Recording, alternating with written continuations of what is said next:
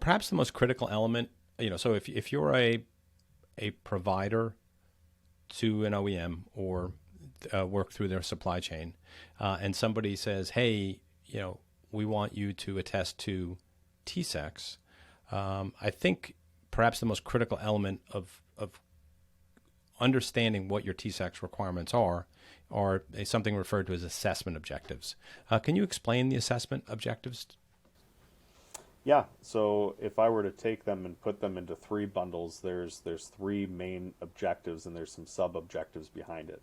There's the information security objectives, there's the prototype objectives, and then there's the data protection objectives.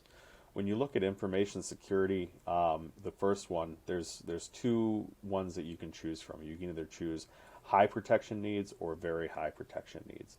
And that question is a or question. So you have to choose one or the other.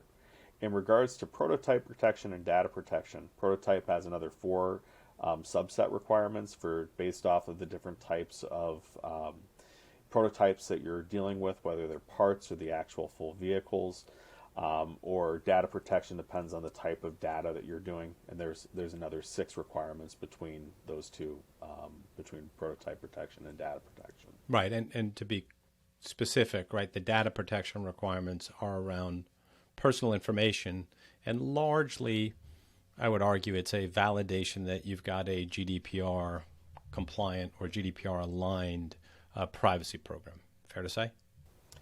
That's fair to say. Most organizations that are going down the realm of data protection are usually service providers that we see, and that can be in the realm of like HR type providers, like different types of dependent on how your information you're handling that type of information if they're sharing that with you.